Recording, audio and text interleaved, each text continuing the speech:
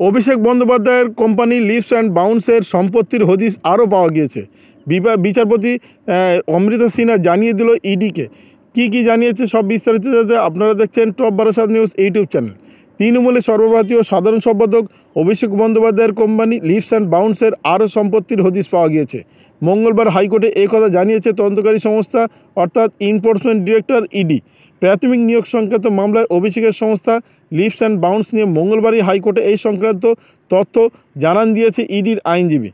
বিচারপতি অমৃতা সিনহার বেঞ্চে এ সংক্রান্ত শুনানি হয়েছে। আগামী 12ই মার্চ এই মামলার পরবর্তী শুনানি ধার্য করা হয়েছে। কলকাতা হাইকোর্ট মঙ্গলবার শুনানি পর্বে ইডির আইনজীবী ধীরাজ ত্রিবেদী জানান, আরও কিছু সম্পত্তি চিহ্নিত করা হয়েছে, সেগুলি বাজেয়াপ্ত করার প্রক্রিয়া আগেই শুরু করা হয়েছে। তখন ইডির উদ্দেশ্যে বিচারপতি সিংহ প্রশ্ন করেন, সম্পত্তি চিহ্নিত করা হয়ে থাকলে এত সময় লাগছে কেন? জবাবে ইডির আইনজীবী জানান, সম্পত্তি বাজেয়াপ্ত করার প্রক্রিয়া শুরুর সঙ্গে অপরাধ নিশ্চিত করা হচ্ছে।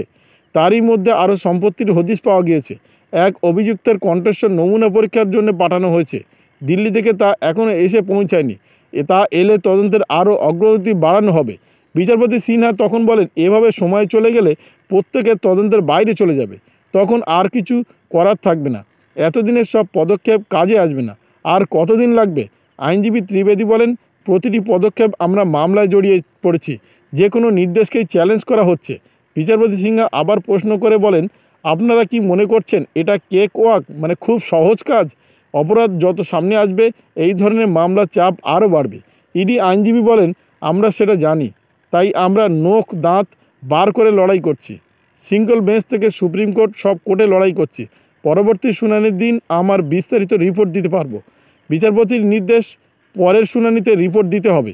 প্রসঙ্গতভাবে বলা যায়, এর আগে গত ডিসেম্বর নিয়োগ সংক্রান্ত মামলা সূত্রে অভিষেক সংস্থা লিভস অ্যান্ড বাউন্সের সম্পত্তির খতিয়ান সংক্রান্ত প্রথম রিপোর্টটি বিচারপতি সিংহের বেঞ্চে পেশ করেছিল ইডি। সে সময় তদন্তকারী সংস্থার কাছে অনির্দিষ্ট কয়েকটি প্রশ্নের উত্তর জানতে বলেছিলেন বিচারপতি সিনহা।